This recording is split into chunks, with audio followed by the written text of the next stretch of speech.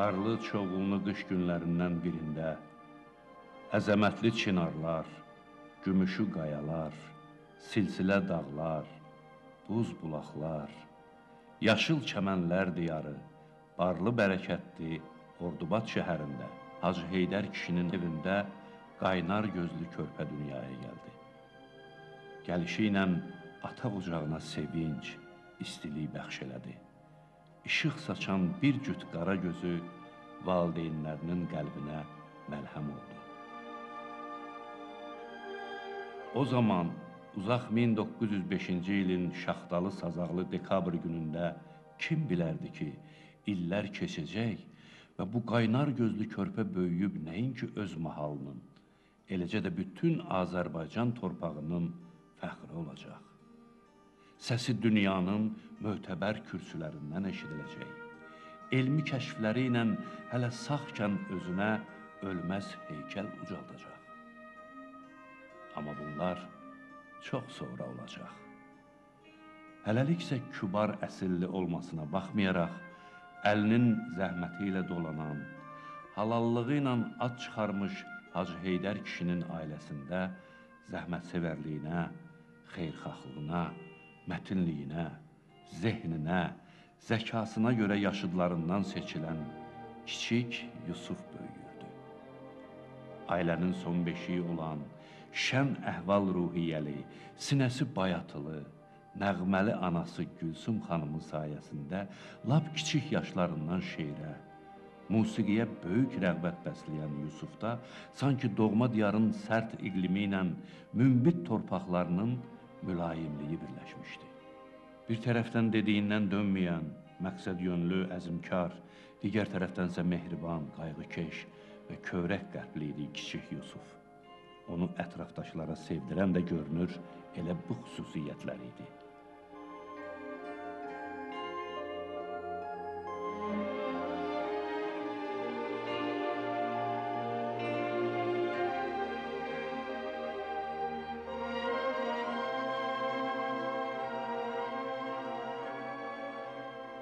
Mən Yusuf Məmməd Əliyevi yaşda da xırda olsam, o məndən böyük olmağına baxmayaraq bir yerdə olmuşuq. Bağımız bir olubdu.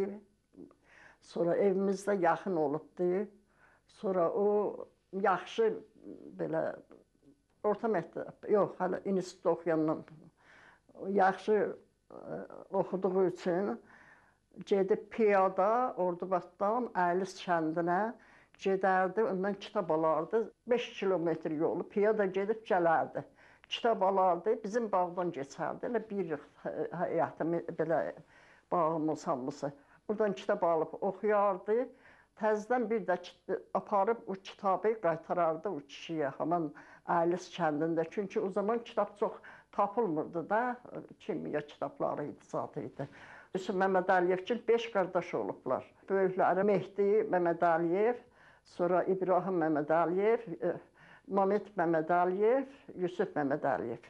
4 qardaş olub, 5 olub, biri də İlyas olub. O zaman Erməni-Müsəlman davasında, onlar 18-ci ildə olanda o da qaçdılar İrana. İrana geçəndə bir qardaşları düşdü Araza, öldü.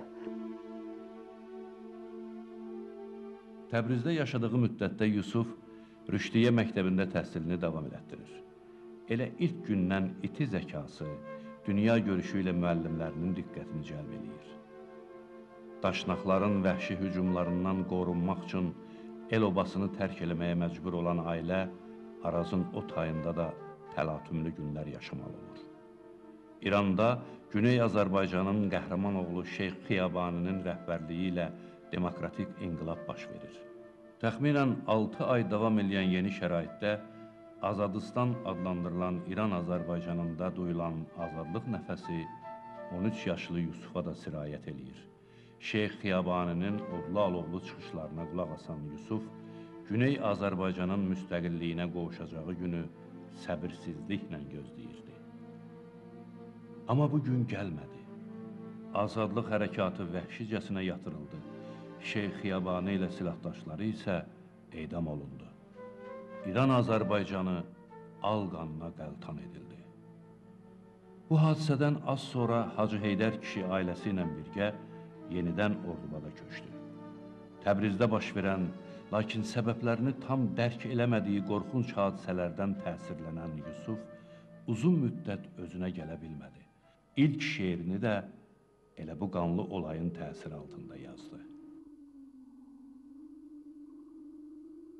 Uzaq ölkələrdən, dərdli ellərdən üzünə üzümü sürtməyə gəldim.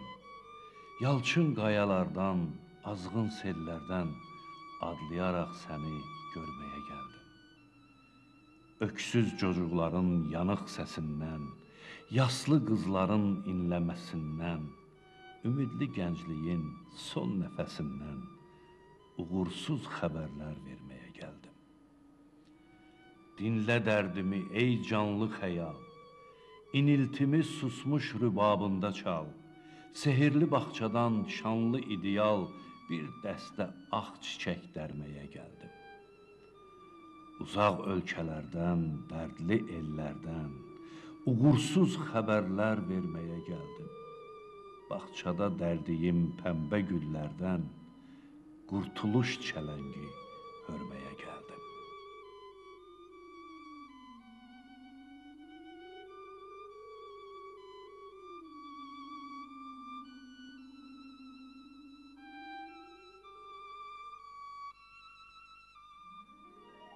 İrandan qayıdandan sonra 16 yaşlı Yusuf 2 il yarım doğma yurdunda müəllimlik eləyir. Amma yeni elmlərə yiyələnmək, ali savad almaq həvəsi onu tezliklə Bakıya gətirib çıxarır. 1923-cü ildə o, Azərbaycan Pedaqoji İnstitutunun Hazırlıq Fakültəsinə daxil olur. Məhz burada məşhur kimyaçı Professor Sadiq Hüseynovun məsləhəti ilə təhsilini davam elətdirmək üçün kimyaçı sənətini seçir. 1929-cu ildə Yusuf Məmmədəliyev Moskva Kimya Tədqiqatları İnstitutuna, indiki Moskva Dövlət Universitetinin Kimya Fakültəsinə imtahansız qəbul olunur. Burada o, dünya kimya elminin korifeylərindən olan Nikolay Dmitriyeviç Zelinskinin diqqətini cəlb eləyir. Professor Zelinski gənc tələbəsinin elmi tədqiqat işlərinə meyilli olduğunu hiss eləyir və onu bu sahəyə istiqamətləndirməyə başlayır. 1932-ci ildə isə Azərbaycan rəhbərliyinin çağırışı ilə böyük həvəslə vətənə dönür. Taleyinə də elə burada qovuşur. Atam 1941-ci ildə aprel ayında ailə qurmuşdu. Tanınmış alim, professor, infeksionist İsmail Axundovun evində onun bacısı qızı, konservatoriyanın birinci kurs tələbəsi gənc Bilqeyislə tanış olur. Və demək olar ki, iki aydan sonra onlar evləniblər. Onu da demək istərdim ki, həmin vaxtlarda anamın 2 dayısı və 1 əmisi repressiya qurbanları olublar. Yəqin ki, bu ailə ilə qohum olmaq böyük cəsarət lazımdır.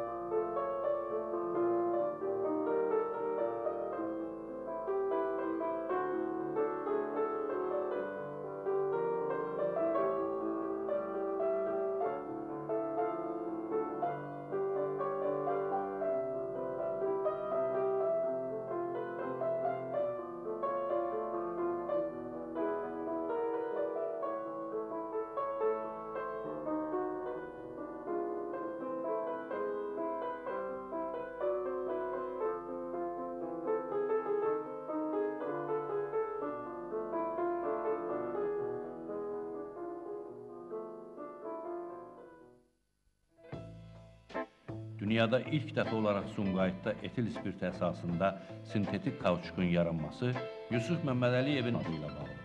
Eyni zamanda Yusuf Məmmədəliyev Azərbaycanda təbii kauçuk almağın mümkünlüyünü də sübut eləmişdi. Alim neft qazlarının tədqiqinə dair ondan çox əsərin müəllifidir. Bunların arasında Azərbaycanda hidrogen problemi xüsusi əhəmiyyətə malikdir. Bugün hidrogenin yanacaq kimi tətbiq olunması, onun saxlanması, nəql olunması problemləri intensiv tədqiq olunur və getdikcə bu problem qlobal miqyasda daha böyük əhəmiyyət kəsb edir.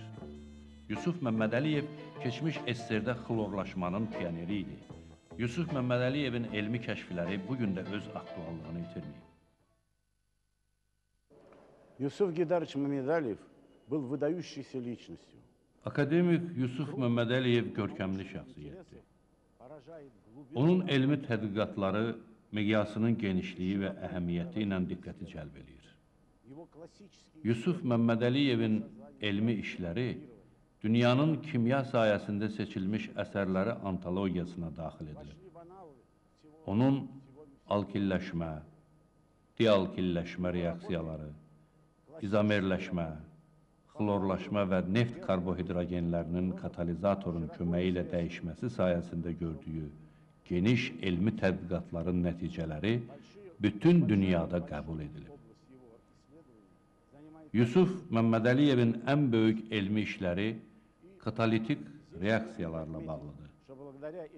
Yüksək oktanlı yanacaq komponentləri və partladıcı maddələr toluol və kumoldan Vətən müharibəsində geniş istifadə edilib və bu tədqiqatına görə akademik Yusuf Məmmədəliyev SSR-i dövlət mükafatına layiq görülüb. Юсуф Гейдарович Мамедалиев был удостоен Государственной премии СССР.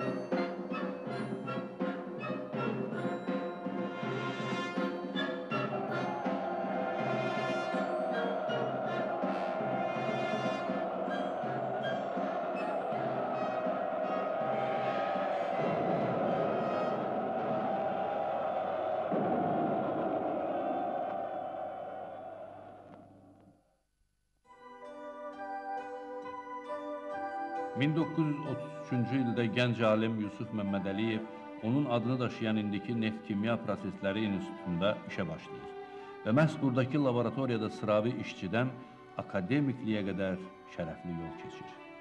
1934-cü ildən etibarən Azərbaycan Dövlət Universitetində assistent, dotsent, professor, kafedra müdiri, dekan, 1954-58-ci illərdə isə rektor işləyib. 1947-ci ilin sentyabrından 1950-ci ilin aprel ayınadək və 1958-ci ilin aprelindən ömrünün sonuna dək Azərbaycan Elmlər Akademiyasının prezidenti işləyir və akademiyanın yeni binalarının tikilməsinə məhz Yusuf Məmmədəliyevin təşəbbüsü ilə başlanır. O, keçmiş SSR-nin ən yüksək elm mərkəzinin tərkibinə qəbul edilən ilk Azərbaycanlı alim idi. Yusuf Məmmədəliyev istər rektor, istərsə də akademiyanın prezidenti kimi tədris və elmi tədqiqat prosesində xeyli mütərəqqi dəyişikliklər həyata keçirib. O illərdə Dövlət Universitetinin bütün fakültə və kafedralarında kərgüzarlıq işləri rus dilində aparılırdı.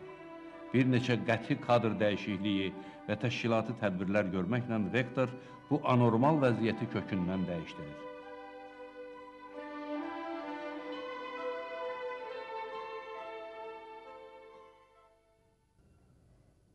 Atan öz tələbələrini çox sevirdi və demək olar ki, onlara, uşaqlara kimi, öz uşağına kimi münasibət göstərirdi.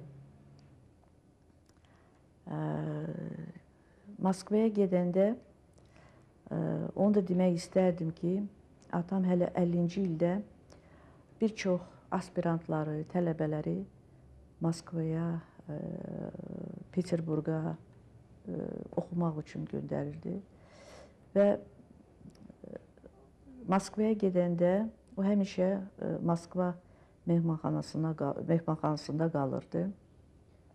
Və orada demək olar ki, səhərdən axşamacan stol açıq olurdu və hər kəs, deməli, Azərbaycanlı uşaq, hansı ki, Moskvada oxuyurdu, gələ bilərdi onun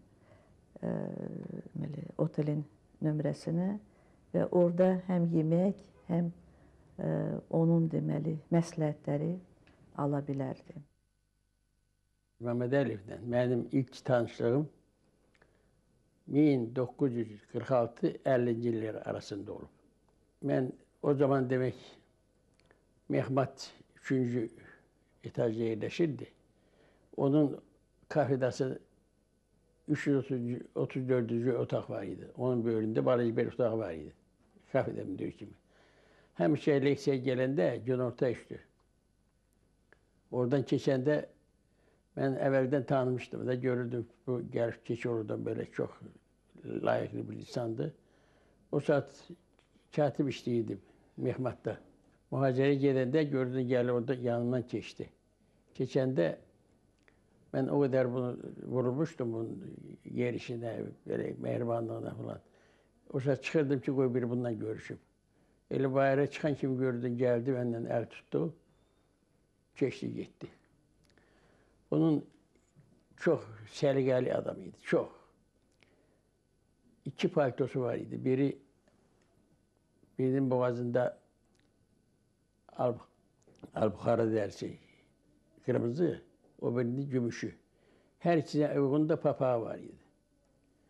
Biz ondan həmişə ömür boyu təqlid eləyirdi ki, onun yerişi kimi olaq, ona oxşayaq. 1950-ci il fevralın 22'sinde imtihan verirdik. İmtihan verdiğimiz o zaman eneye göre həmişə kafede olan qiymətləri buraya yazırdık. Bak hemen il çok böyle möhkəm bir qar yağmıştı. Bak böyle möhkəm bir, az qalın 1 metre kadar qar yağmıştı. Günorta saat 3'te başladı imtihanımız. Düz saat 12'ye kadar bizden imtihan yapardı. Bak benim əsl şəxsi tanışlığım onda olur. Onda mənim belə oldu, mənim cavablarıma daha yaxşı baxdı. Laboratoriyada işləyən zaman mən onun ruhunu elə bir görürəm.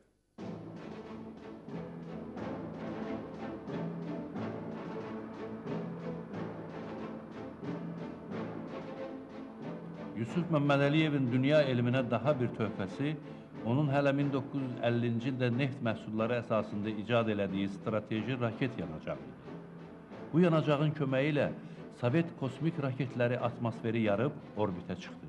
Ballistik raketlər quyulara endirilib qərbə tuşlandı. Dünyada ilk dəfə 1957-ci il oktyabrın 27-sində Sovet süni peyki çəksizliyə çatdı. Daha sonra 1961-ci il aprelin 12-sində Yuri Gagarin kosmosa uçdu. Bütün bunları nəzərə alaraq Moskva, o zamanki Leningrad, Novosibirsk və Bakının elmi dairələri Yusuf Məmmədəliyevin namizədliyini Nobel mükafatına təqdim elədilər. Əslində, Nobel komitəsinin tövsiyyəsinə görə alimlər öz təkliflərini açıqlamamalı, heç bir məclisdə müzakirə etməməlidirlər. Lakin Sovet mühitində bu mümkün deyildi. Odur ki, məsələ 1957-ci il dekabrın 29-da SovKP MK rəyasət heyətinin iclasında müzakirə olundu. Birinci katib Xruşşov rəyasət heyətinin üzvləri fikir bildirdikdən sonra sənədlərin Nobel komitəsinə təqdim olunması haqqında razılığa gəldilər. Bu zaman qəfildən iclasa ünvanlanmış məktub üzə çıxır. Adı açıqlanmayan müəllif dövlət və hərbi sirr olduğu üçün bu kəşfə dair məlumatın Stokholma göndərilməsini məsləhət görmürdü. Dövlət Təhlükəsizlik Komitəsinin sədri Şepilovun məktubda yazılanlara qəti etirazından sonra Mikoyan çıxış edir və məktub müəllifinə haqq qazandırır. Beləcə, Yusuf Məmmədəliyevin Nobel mükafatına namizədliyi baş tutmur.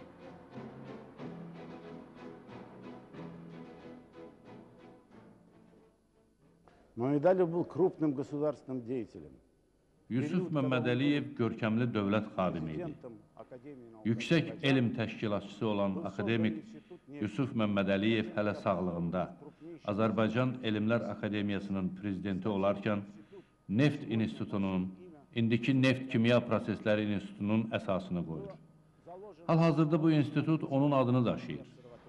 Daha sonra Şamaxıda astrofizik rəsədxanasını yaradır. Rəsədxana ilə bağlı belə bir epizod yadımdadır. Mən o dövrdə Neft Kimya Prosesləri İnstitutunun direktor müavini işləyirdim. İnstitutun direktoru və başqa müavinlər məzuniyyətdə idilər. Səhər işə gəldim, elə bu vaxt telefon zəng çaldı. Zəng edən Yusuf müəllim idi. O dedi, vaxt itirmədən 20 nəfərlik ştat vahidi ayırıb Şamaxı rəsədxanasına köçürün. Cavab verdim ki, institut üzrə bir vakansiyam var. Dedi ki, yox, bu belə deyil. Bir nömrəli laboratoriyada 20 ştat vahidi var. Dedim, Yusuf müəllim, axı bu sizin rəhbərlik etdiyiniz laboratoriyadır. Ona mənim ixtiyarım çatmır. Cavabında, bunun heç bir əhəmiyyəti yoxdur. Təxirə salmayın, köçürün, dedi. Təsəvvür eləyirsiniz. Öz işçilərini heç kim verməzdi. Ancaq o verdi. И он это сделал, и это характеризует его именно с такой стороны. Yusuf Məmmədəliyevin hələ 1947-ci ildə irəli sürdüyü Nəsrəddin Tusinin vətənində rəsədxana yaratmaq ideyası mərkəz tərəfindən dəstəklənmədi. Lakin akademiyanın prezidenti ruhdan düşmədi və Respublika ərazisində ən münasib sayılan Şamaxının Pirqulu ərazisində seismik stansiya qurmaq adı ilə rəsədxananın əsasını qoya bildi. 1959-cu ildə Akademiyadan Şamaxı rəsədxanası üçün sifariş edilən 2 metrlik güzgülü teleskop Moskvaya gətirilir. O dövrdə bu Avropada ən iri teleskop idi. Amma elm sahəsinə rəhbərlik eləyən Mikoyanın əli ilə Ermənistan Elmlər Akademiyasının prezidenti teleskopun Bürokan rəsədxanasına, oradakı köhnə teleskopunsa Azərbaycana verilməsinə nail olmağa çalışır. Mikoyan bu təkliflə razılaşır və müvafiq sənədlərin hazırlanmasına sərəncam verir. Bundan xəbər tutan Yusuf Məmmədəliyev təcili Moskvaya uçur. Əvvəl qəbul olunmuş qərarın bərpasına necə nail olduğunu bir Allah, bir də özü bilir.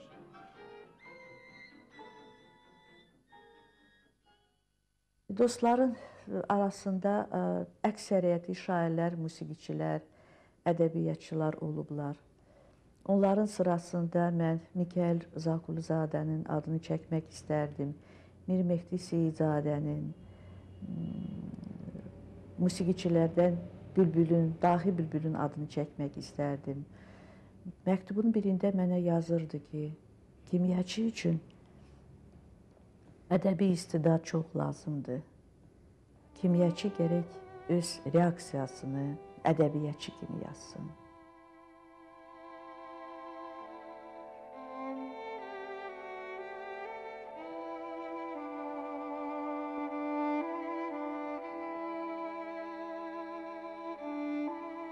Oxudum Şərqin ustad şairlərini, Camini, Hafizi, Xəyyamı, Sədini. Küstüm taleyimdən, küstüm dünyamdan. Nədən şair yaratmadı məni yaradan?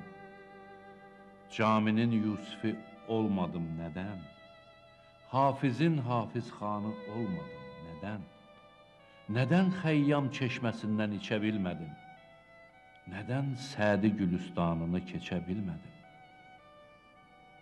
Vuruldum gözəlliklərə, təbiyyətə, meyl etdim sənətə, şeiriyyətə. Vurğun poeziyası gərəyim oldu. Bu mənim əzəli diləyim oldu. Yetirdim əlimi elmin camına, düşdüm kimyanın tor girdabına. Toru doğrayıb aça bilmədim, kimya tilsimindən çıxa bilmədim.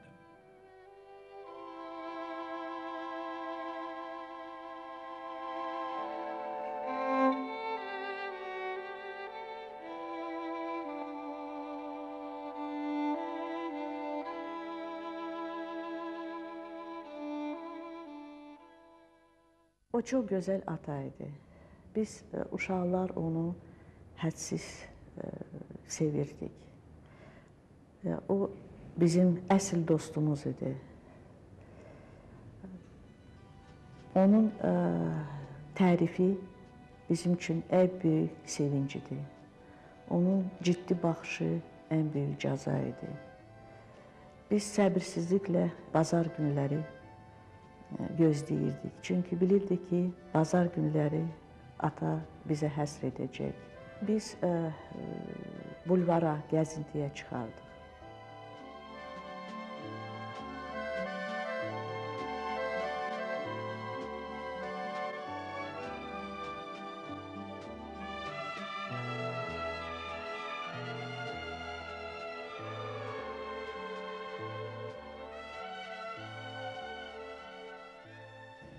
Atam musiqini çox sevirdi və fikrimcə bəlkə elə musiqi atamın evlənmək işində böyük rol oynamışdı.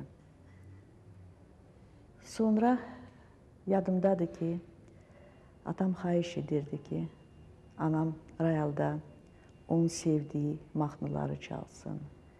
Xüsusilə xoşlayırdı ki, Azərbaycan xalq mahnıları, Azərbaycan bəstəkarların romansları və İtalyan mahnıları çalsın.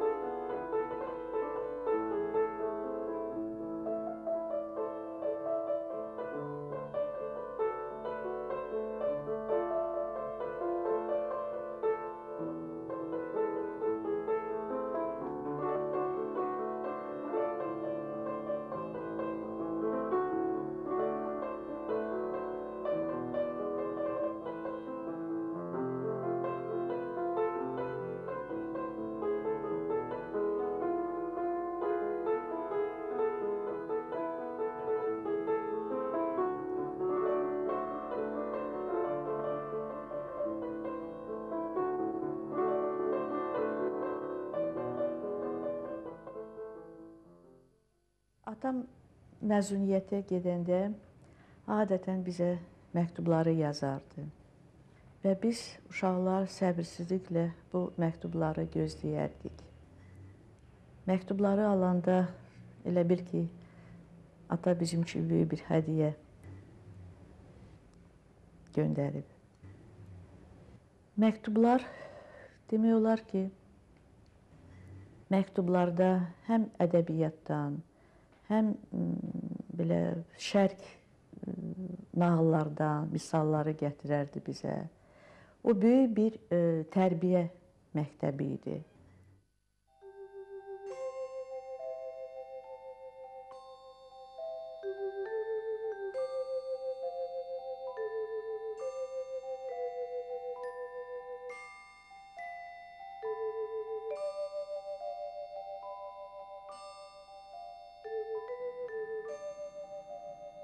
Mənim gözəl qızım Sevda, bugün sənin məktubunu aldım. Mənə bəxş etdiyin xoş anlara görə təşəkkür edirəm. Tam bir həftə çayı qəndsiz içəcəm. Sənin məktubunun şirinliyi mənə yetər. Görürsən necə qənaətçiləm? Yox, əgər daha uzun məktub yazsaydın, mürəbbiyə də çatardı. İndi əsl mürəbbə bişirmək vaxtıdır. Baban xoşbəxtdir. Sabah bir gün o səni, Rənanı, Gülyanı, ananı qucaqlayıb öpəcək.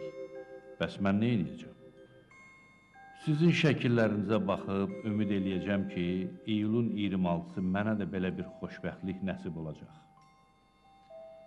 Balaca kimyaçı qızımı bərk-bərk öpürəm və köhnə kimyaçıların bir şeirini ona hədiyyə eləyirəm. And olsun fosfora, and olsun xlora, bunların hamısından qiymətlisən sən. Məhəbbət məhlullu şüşəciklərdən axıb ürəyimi doldurmusan sən. Mənim əvəzimdən bütün əzizlərimi öp. Sənin atan Yusuf.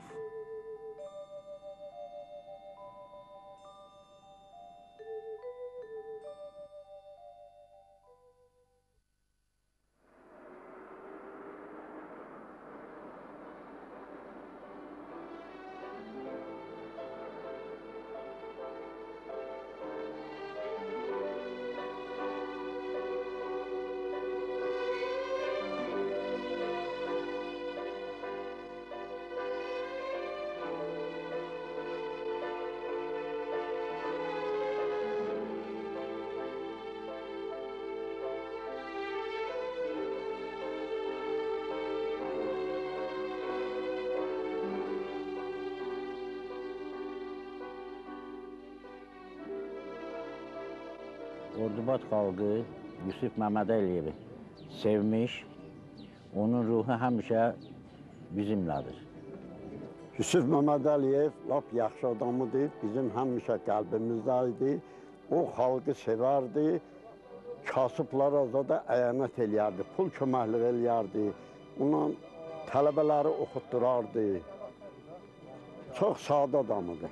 Ordubad xalqı onu sevib, ruhu da bizim qəlbimizdə yaşayacaqdır.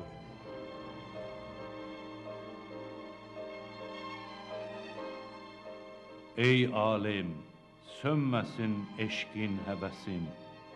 İnsanı yaşadan yalnız hünərdir. Xalqın hörmətini qazanan kəsin, ömrü də xalqın ömrü qədərdir.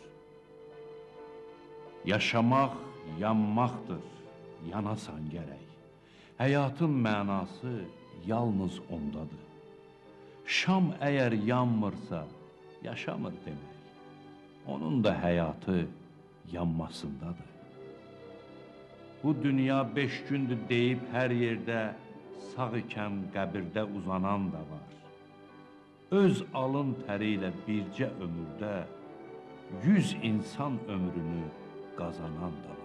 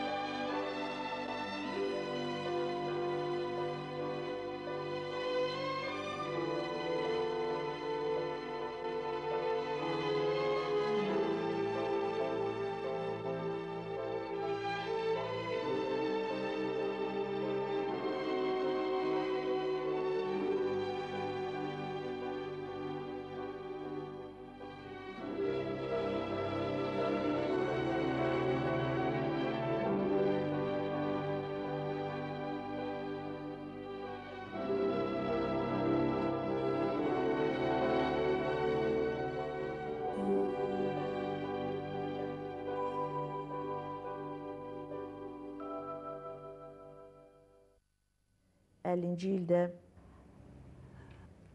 atamı prezident vəzifəsindən azad ediblər və o həstə vaxtında demək olar ki, bizim evimizə az adam gəlirdi.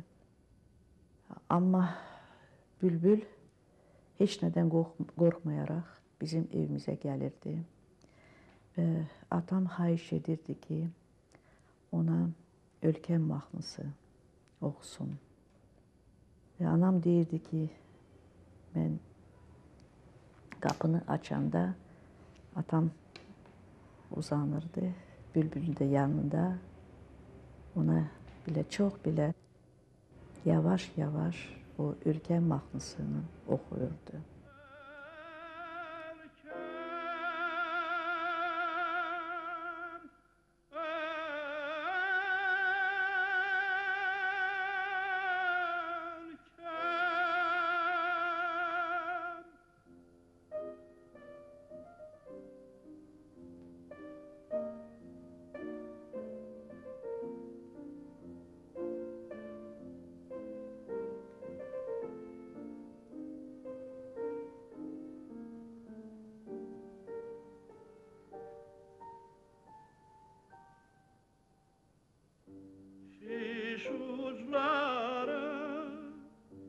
Şiş uçları bulutlarla döyüşer, dağlarında buzları var ülkemin, dağlarında buzları var ülkemin.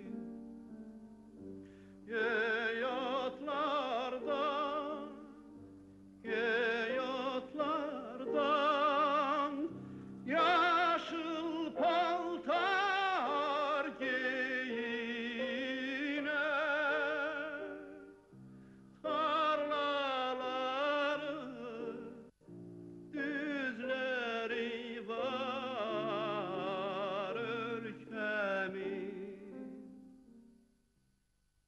1961-ci ilin dekabr ayında bir acı xəbər Ordubad cəmaatını sarsıtdı. Pis təsir elədi ona ölüb, hamıya. Hamımız qara geyindik. 40 gün tamam. Çox xeyirxah. Bütün işçi oldu Ordubad cəmaatına, hamıya, bütün Azərbaycana böyük işçi oldu.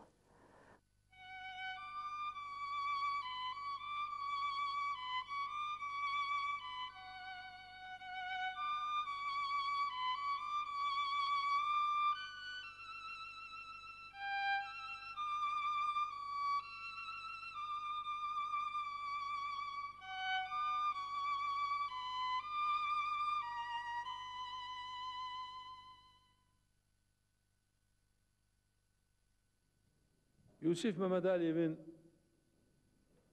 həyatı, yaradıcılığı, yaratdığı əsərlər və qoyduğu böyük elmi irs Azərbaycan xalqının tarixinin böyük bir fəslidir, böyük bir hissəsidir, böyük bir parçasıdır. Və onun parlaq siması və əziz xatirəsi qarşısında baş əyirik.